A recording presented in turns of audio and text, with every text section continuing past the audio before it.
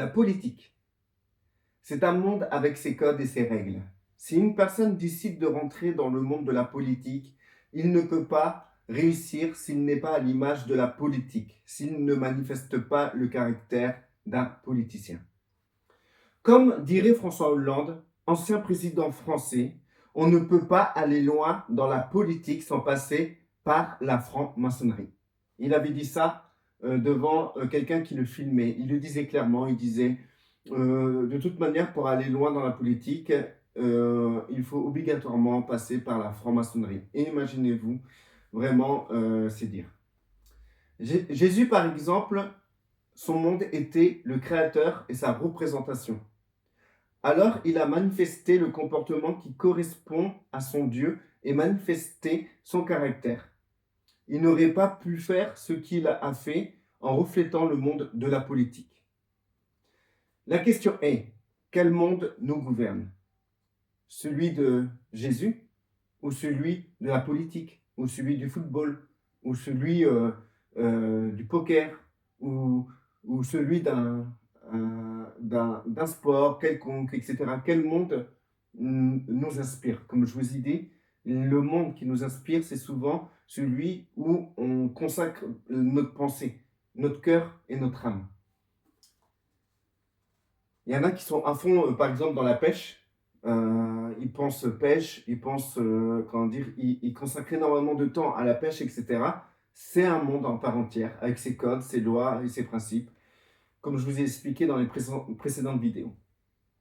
Donc, on est l'image de qui? On manifeste le caractère de qui? Parce que lorsque on a un monde, on est dans un monde où nos pensées sont consacrées, où notre cœur est dévoué, où notre âme met toute sa volonté, et ben, on commence à attraper un caractère. On voit souvent des gens qui font partie d'un groupe avoir le même langage. Ben, c'est ça en fait, le reflet du caractère du monde dans lequel on est. Les gens qui sont dans le monde de la politique, ils ont leur langage. Les gens qui sont dans le monde de la religion, ils ont leur langage. Les musulmans ont leur langage. Les témoins de Jéhovah ont leur langage. Les catholiques aussi. On peut différencier un catholique d'un protestant par son langage. Donc du coup, à partir du moment qu'on fait partie d'un monde, on reflète, on est gouverné par les puissances qui régissent ce monde et on parle le langage de ce monde et on reflète, notre image reflète ce monde.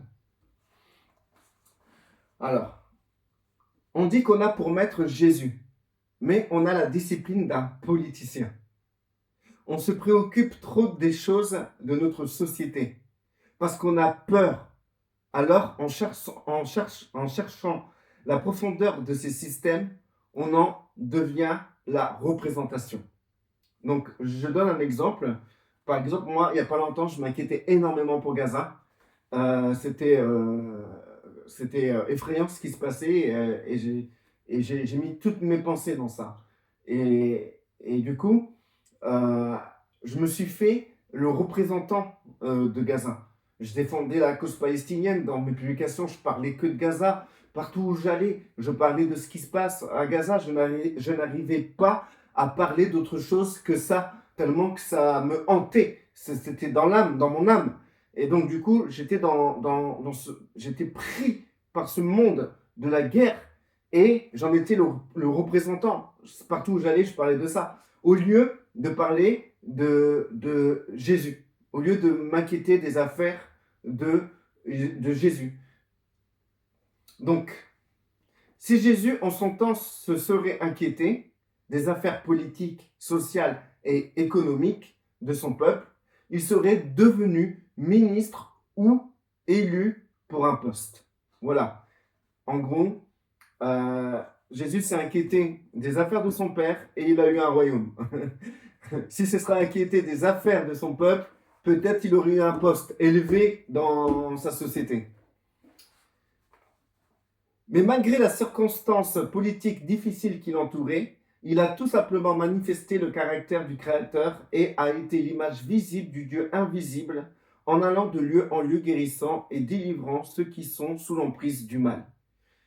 Et frères et sœurs, vraiment, je vous dis, que si nous sommes les représentants de Jésus, nous ne devons pas être représentants des actualités, de ce qui se passe autour de nous, mais vraiment se concentrer, se consacrer à faire comme lui, c'est-à-dire aller de lieu en lieu guérissant et délivrant tous ceux qui sont sous l'emprise du mal. C'est ce que notre maître a fait. Si nous sommes un disciple, nous sommes appelés à faire comme lui et pas différemment. Si lui, il n'a pas débattu, on ne doit pas débattre, etc.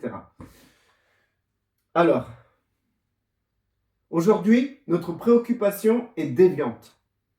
On ressemble plutôt à des débatteurs qu'à des imitateurs du Christ. Au passage, ne soyez pas des imitateurs de Paul, comme il est écrit dans la Bible, mais du Christ, qui a été le reflet parfait du Créateur. Paul était un débatteur aussi, avec tous les débats qu'on a sur les femmes ne peuvent pas enseigner, etc. C'est pas de la faute de Paul, c'est de la faute des personnes qui ont pris ces lettres et qui en ont fait des paroles d'évangile. Paul, il a écrit des lettres comme moi, je peux écrire une lettre à une église, et cette lettre, des gens vont le prendre, ils vont le mettre dans la Bible en disant « ouais, c'est une parole d'évangile ». Aujourd'hui, on considère les paroles de Paul comme des paroles plus importantes que ceux de Jésus. C'est la vérité. Et du coup, on en revient au fait que des gens veulent être imitateurs de Paul. Donc, dans ces cas-là, ils vont prendre des versets, des passages. C'est même pas des versets. C'est des passages de la lettre de Paul pour fermer la bouche des gens ou pour reprendre des gens, quitte à maudire les gens, en fait. Parce que Paul avait envoyé quelqu'un, la chair de quelqu'un entre les mains de Satan. Donc, du coup, si on prend l'exemple de Paul, il y a des choses qu'on ferait que Jésus lui-même n'a pas fait et ne ferait pas. Donc, alors, je vous invite tout de même à lire ces lettres qui sont dans la Bible chrétienne. Vous y trouverez des choses très intéressantes à prendre ou à laisser.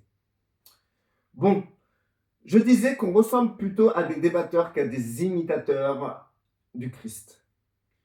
Combien de temps avons-nous perdu à nous mêler des mondes qui ne nous regardent pas? Le vaccin, c'est bien. Non, le vaccin, ce n'est pas bien. La guerre, c'est bien. Non, la guerre, ce n'est pas bien. Le bombardement sur la Palestine, c'est bien. Non, le bombardement sur la Palestine, ce n'est pas bien. Il faut voter pour ou contre tel ou tel parti politique. Il y a autant d'opinions que de chrétiens. En gros, vous pouvez aller n'importe où, les chrétiens ont leur opinion sur la politique. Tu as même des chrétiens qui sont de droite, des chrétiens qui sont de gauche. Allez savoir. Pourtant, on doit être des imitateurs du Christ. Faut-il vraiment s'intéresser à tout ça, à ces mondes qui font peur? Voulez-vous vraiment donner votre énergie comme offrande à cela? Si Jésus se serait préoccupé de ce qu'il se passait autour de lui, on se serait souvenu de lui plutôt comme d'un grand philosophe. Là, je vais parler un peu de moi. En même temps, je vais parler de sujets qui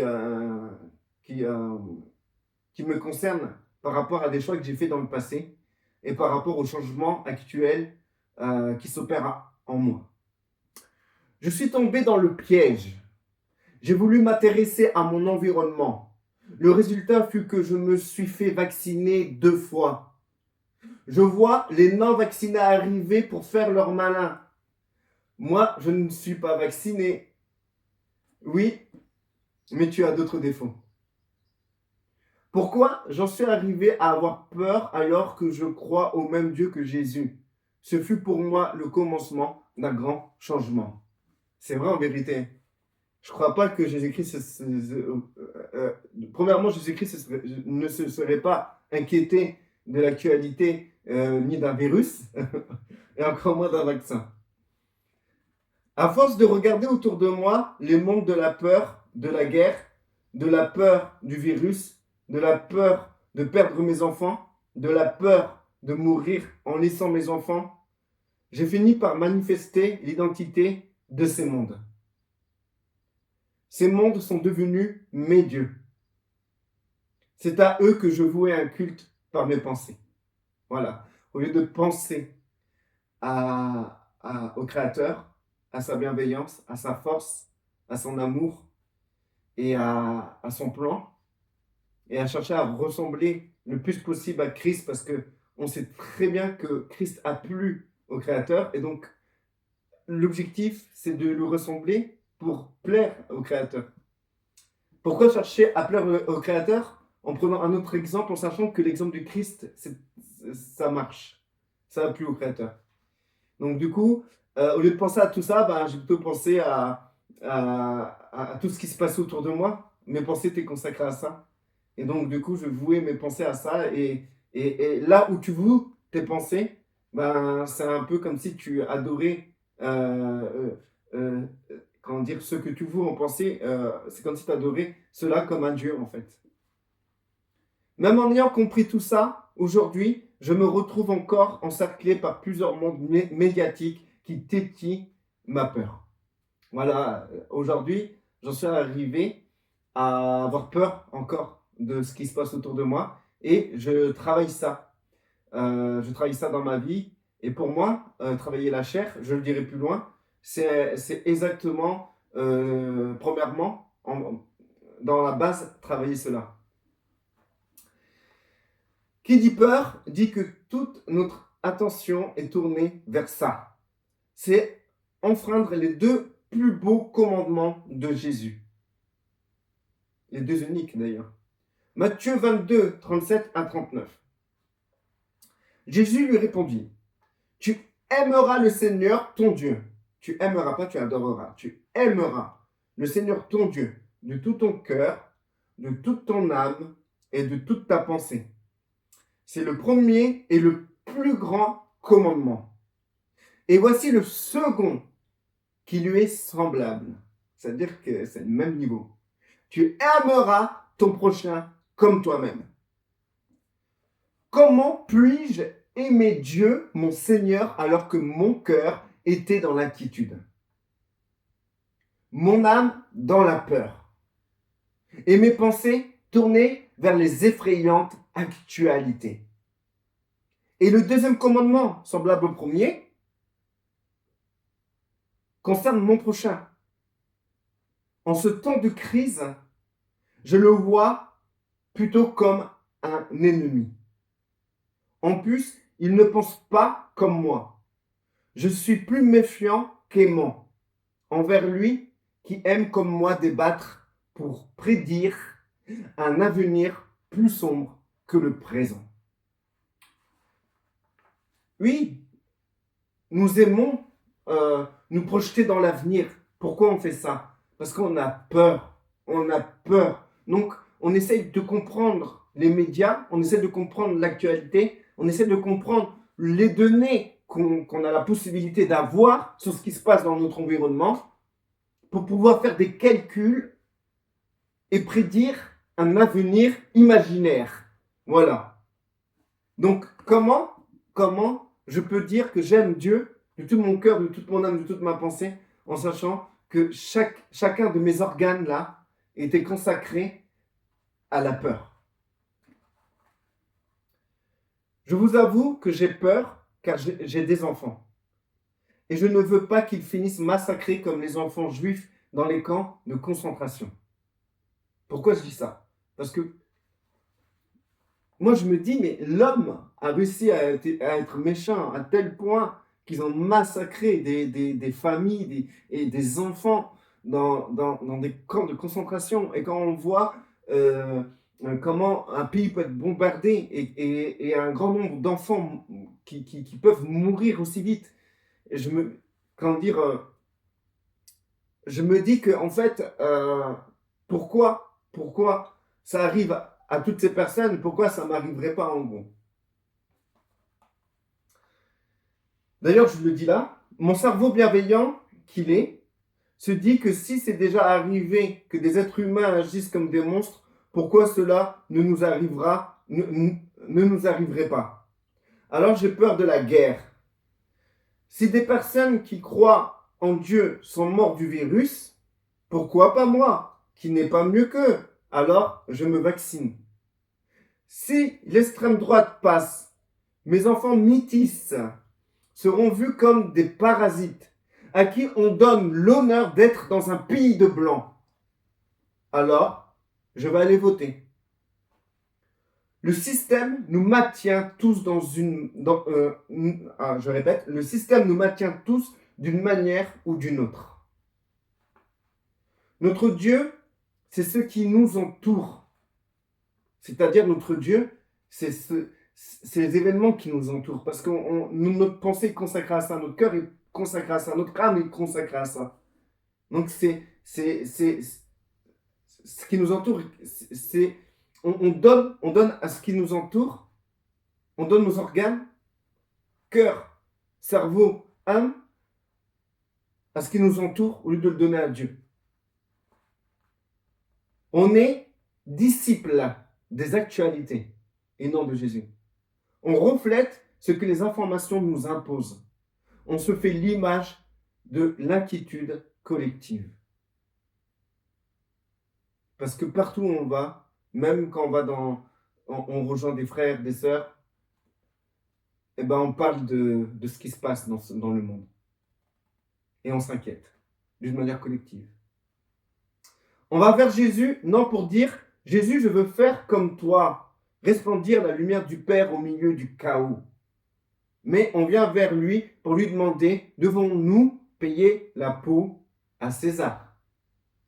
C'est-à-dire qu'on vient vers lui plus pour lui demander des choses par rapport aux informations qu'on a autour de nous, de l'actualité, de ce qui se passe, des événements, etc., au lieu de venir vers lui et de le prier pour simplement, malgré tout ce qui se passe là, on s'en fout. Ce qu'on veut, nous, c'est te ressembler. On veut être comme toi. On s'en fout de tout ce qui se passe.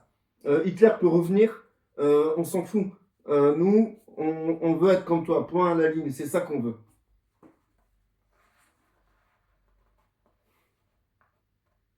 Alors, rendons à Dieu ce qui est à Dieu. J'ai bientôt fini. Nous devons rendre quoi? Ce qui appartient à Dieu. Et qu'est-ce qui lui appartient? Jésus. Donc, reflétons Jésus pour lui donner l'offrande de sa lumière. Parce que plus on veut ressembler à Jésus, plus on veut marcher comme lui il a marché, on veut aimer Dieu comme lui il a aimé Dieu, plus on va resplendir d'une lumière qui sera une offrande pour le Père. Rendons à César ce qui appartient à César. Nous devons rendre quoi à César? Ce qui ne reflète pas la lumière, ce qui ne reflète pas Jésus. Tout ce qui ne reflète pas Jésus. Nos débats, nos inquiétudes, nos peurs, nos doutes, nos opinions sur l'actualité. Je vais conclure rapidement. Le dépouillement de la chair commence par là. Nous, on dit, ouais, il faut dépouiller la chair, c'est-à-dire qu'il faut arrêter de pécher, il faut arrêter de mentir, il faut arrêter d'être jaloux, il faut arrêter de mal se comporter, il faut pas parler mal sur les gens, il ne faut pas insulter, il ne faut pas dire de gros mots. Nous, on croit que le combat de la chair, elle est là. Mais non, en fait, déjà, le commencement du combat de la chair, c'est comprendre qu'on est entouré de mondes, et ces mondes ont leurs lois, et nous ne devons pas être soumis au monde qui nous entoure. Mais nous devons être concentrés sur le monde de Jésus, sur son royaume, sur ce qu'il est, sur sa lumière.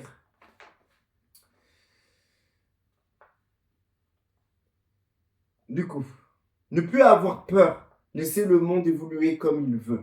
C'est-à-dire, il faut vraiment laisser le monde évoluer comme il doit évoluer. C'est pas notre problème, c'est pas notre affaire, et on ne doit pas s'inquiéter. Il peut avoir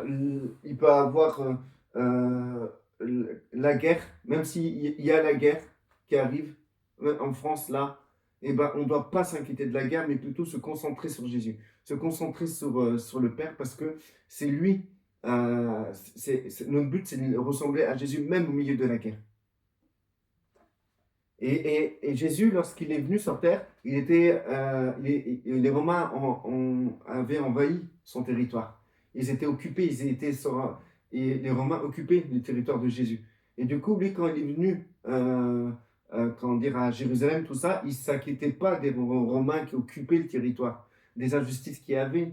Il ne s'occupait pas des Juifs qui étaient des traîtres. certains juifs étaient des traîtres. Il ne s'inquiétait pas de tout ça, Jésus, il s'en foutait complètement. Ce qu'il voulait, lui, c'est simplement briller. Voilà, et c'est ça qu'on doit faire. Dans n'importe quelle situation, il faut briller. Mais pour briller, il faut bannir tout ce qui n'appartient pas à la lumière. Tout ce qui appartient aux autres mondes, il faut le rendre. Rendez ce qui appartient aux autres mondes. C'est-à-dire les opinions politiques, l'actualité, les guerres, les famines, les virus, les vaccins. Tout ça, il faut le rendre à ces mondes. Et on ne doit pas se sentir concerné en fait. Il faut réussir à atteindre ce niveau-là. C'est très dur. Moi-même, j'ai été surpris et pris par tout ça. Ça m'a envahi. Comment dire, l'espace que Dieu avait en moi, et comment dire, a diminué pour laisser place à l'espace de la crainte et la peur de ce qui peut arriver. Et c'est comme ça que j'ai perdu pied. Alors,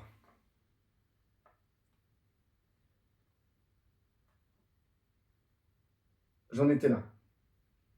De notre côté, reflétons l'image de notre Maître Jésus, car c'est une lumière qui plaît à Dieu. Si tu donnes ton avis sur un sujet d'actualité, dis-toi que tu reflètes l'image de Babylone et répands son ombre qui lui appartient. Sur quoi je m'appuie? Sur le peu de savoir que nous avons de Jésus. Parce que la Bible elle-même ne renferme pas tout ce que Jésus a fait ou sur ce que Jésus a dit. Comment dire, il y a quelques livres apocryphes qui sont intéressants à lire. Il y a sûrement des écrits qui ont disparu. Et tout n'est pas représenté. Dedans, dans un évangile, tu n'as pas toute l'histoire d'une vie d'une personne qui a vécu 3 ans en ministère. Il y a des choses qu'on ne sait pas. Et donc, du coup, le peu qu'on sait, c'est que Jésus, comment dire, s'inquiétait pas de ce qui l'entourait. Ce qui l'inquiétait, c'est simplement vouloir briller la lumière du Père. Et aussi, Jésus comment dire, on voit nulle part Jésus, comment dire, débattre sur un sujet politique. Et je pense que tant qu'on ne voit pas ça, il est important de ne pas se retarder à débattre sur toutes ces choses-là. Moi, je vous dis ça parce que je suis tombé dans le piège. Et c'est en priant que j'ai eu cette révélation et je vous la partage. Et c'est quelque chose d'assez compliqué de pouvoir marcher dans ce monde sans laisser la place à tout ce qui se passe dans notre cœur, dans notre pensée et dans notre âme, parce que c'est Dieu qui veut toute notre pensée, c'est Dieu qui veut toute notre âme, c'est Dieu qui veut tout notre cœur. Ça vient dans le verset. Jésus lui répondit, tu aimeras le Seigneur, ton Dieu, de tout ton cœur. Donc il ne faut pas laisser d'espace pour quoi que ce soit dans ton cœur. De tout ton cœur, de toute ton âme. Donc l'âme, c'est le siège de la volonté, des émotions. Alors de la volonté, des émotions et de l'intelligence. Donc du coup, il faut que ton intelligence soit centrée sur Dieu. Ta volonté soit dirigée vers Dieu et son plan. Et tes émotions doivent être en équilibre par rapport à la représentation de Dieu. Et on le voit à travers le fruit de l'esprit. C'est dans Galates, je vous invite d'aller voir. Et dedans, les émotions, c'est que de la bienveillance, la paix, la joie, la patience, etc. Donc du coup, il faut vraiment que ça soit consacré. Dès qu'il y a autre chose qui rentre, c'est vous volez un peu de votre pensée, de votre âme, de votre cœur à Dieu pour laisser entrer des sujets qui concernent Babylone, qui ne concernent pas Dieu. Voilà, frères et sœurs, restez bénis.